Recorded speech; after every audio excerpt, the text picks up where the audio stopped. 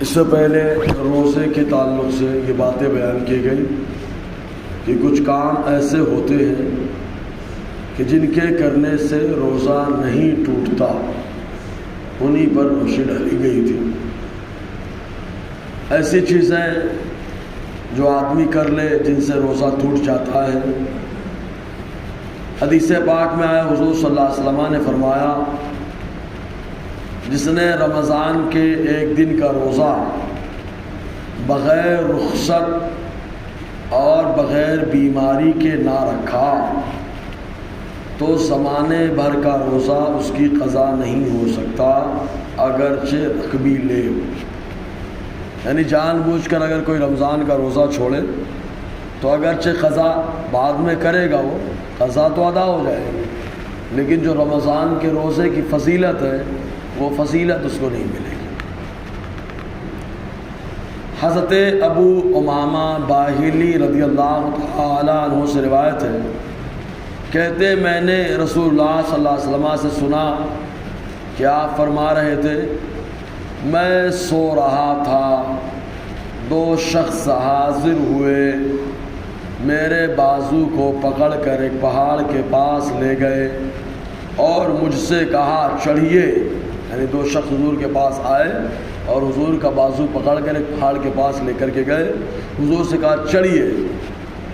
حضور فرماتے ہیں میں نے کہا مجھ میں اس کی سکت نہیں، انہوں نے کہا ہم آسان کر دیں گے۔ میں چڑھ گیا، جب بیچ پہاڑ پر پہنچا تو سخت آوازیں سنائی دیں۔ میں نے کہا یہ آوازیں کیسی ہیں؟ انہوں نے کہا یہ جہنمیوں کی آوازیں ہیں۔ پھر مجھے آگے لے گئے، میں نے قوم کو دیکھا کہ وہ لوگ الٹے لٹکائے گئے، الٹے لٹکا دیے گئے، ان کی باچیں چیری جا رہی ہیں جن سے خون بہتا ہے۔ میں نے کہا یہ کون لوگ ہیں؟ تو ان لوگوں نے کہا یہ وہ لوگ ہیں جو وقت سے پہلے روزہ کھول دیتے ہیں، روزہ افطار کر لیتے ہیں۔ دو صورتیں ہوتی ہیں، وقت نہیں ہوتا، بڑی گھائی رہتی ہے، روزہ کھول دیے تو روزہ کھلتا نہیں، ٹوٹ جاتا ہے، یعنی جو روزہ توڑتے ہیں ان کی یہ سزا ہے۔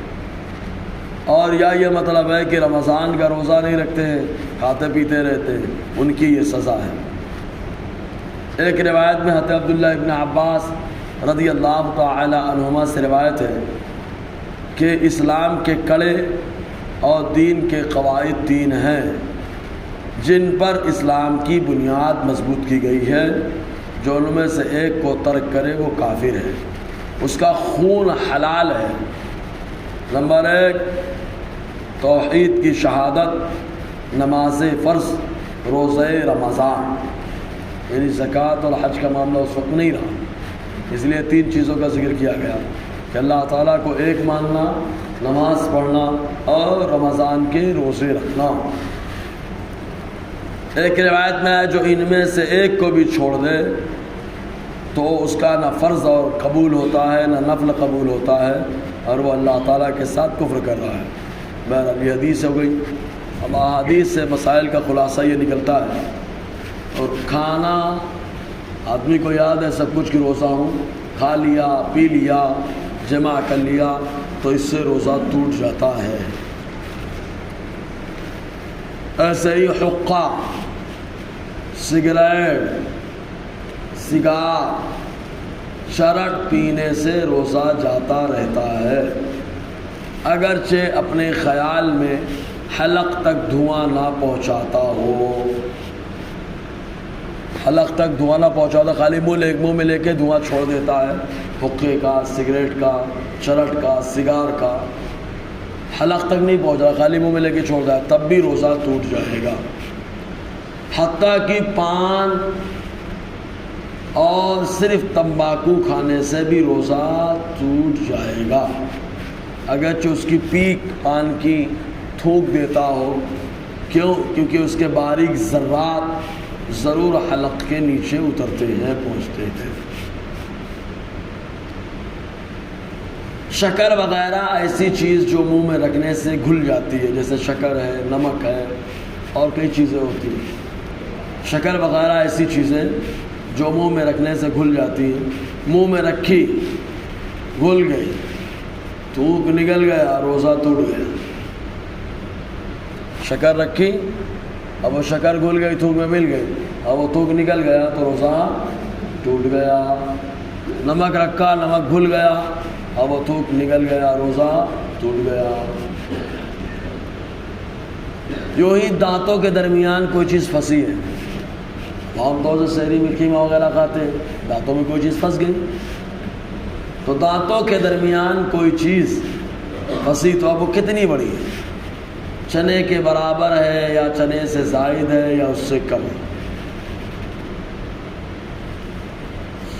چنے کے برابر یا زائد تھی یا اس سے کم تھی، اسے کھا گیا، یا کم تھی کھا گیا، ڈر گئی صحیح اندر سے تو کوئی مسئلہ نہیں. لیکن اگر منہ سے نکالا، دیکھا، پھر کھایا، چاہے کتنی بڑی چیز ہو، روزہ ٹوٹ جائے گا. روزے میں دانت اکھڑوایا، خون نکل کر حلق سے نیچے اترا، چاہے سوتے میں ہی کیوں نہ اترا ہو، روزہ ٹوٹ جائے گا. اس روزے کی قضا ہے، قضا رکھنی پڑے گی. مبالغے کے ساتھ استنجا کیا. مبالغہ کے ساتھ استنجا مطلب 2 نمبر کرتے ہیں مبالغے کے ساتھ. انڈین اس میں بیٹھے تو کوئی زیادہ ٹینشن نہیں آتا، لیکن اس میں جب انگلش میں بیٹھے تو مسائل آتے ہیں، وہاں پہ غور کرنے کی ضرورت ہوتی ہے. مبالغے کے ساتھ استنجا کیا، یہاں تک کہ حقنہ رکھنے کی جگہ تک پانی پہنچ گیا، روزہ جاتا رہا. کیونکہ وہ جو حصہ ہوتا ہے وہاں سے پانی جب آدمی فارغ ہو جائے مبالغہ کے ساتھ استنجا کر کے اٹھے گا تو وہ پانی اندر پیٹ میں جاتا ہے، اور پیشاب پاخانے کے مقام سے پانی، کھانا یا غذا یا دوا کوئی اگر پیٹ میں چلی جائے تو روزہ ٹوٹ جاتا ہے. تو مبالغے کے ساتھ استنجا کیا، یہاں تک کہ حقنہ رکھنے کی جگہ تک پانی پہنچ گیا، روزہ جاتا رہا. اور اتنا مبالغہ چاہیے بھی نہیں جس سے بیماری پیدا ہوتی ہے. ایسے ہی آدمی کلی کر رہا تھا، بغیر ارادے پانی حلق سے اتر گیا یا ناک میں چڑھ گیا اور دماغ تک پہنچ گیا، روزہ ٹوٹ گیا. کلی کر رہا تھا، گچھا سے ہوتا نا کوئی جھٹکا لگتا ہے، کیا کرتے پر ایک قطرہ پانی گیا، روزہ ٹوٹ گیا. یا ناک میں چڑھا رہا تھا، زیادہ جو جھٹکا مارا تھا، ڈائریکٹ دماغ میں پہنچ گیا تو روزہ ٹوٹ گیا. ایسے ہی کوئی سوتے میں پانی پی لیا یا سوتے سوتے کھا لیا، یا منہ کھلا تھا، سو رہا تھا، بارش کا قطرہ یا کوئی آیا پانی چھٹکا اور پانی کا قطرہ یا اولا منہ میں آیا، بھائی صاحب نے نگل لیا، روزہ ٹوٹ گیا. سوتے سوتے کھایا، سوتے سوتے پیا، سوتے سوتے پانی کا قطرہ منہ میں گرا اور یہ نکل گیا بھائی صاحب، تو روزہ ٹوٹ جائے گا. دوسرے کا تھوک نکل گیا یا اپنا ہی تھوک ہاتھ پر لے کر نکل گیا، روزہ ٹوٹ گیا. ایسا ہوتا نہیں ہے لیکن ہو بھی سکتا ہے. آج کی دنیا میں کوئی دور نہیں ہے، بہت ساری باتیں ہو سکتی ہیں. دوسرے کا تھوک نکل گیا یا اپنا ہی تھوک ہاتھ میں لے کر نکل گیا، روزہ ٹوٹ جائے گا. آگے والا مسئلہ لوم میں جو ڈوری سلگتے ہیں نا، دھاگا، ان کے لیے ایک دم آسان ہے. منہ میں رنگین ڈورا رکھا، سادہ سادہ رہتا ہے، اس وقت آدمی دھاگا چبانے لگتا ہے.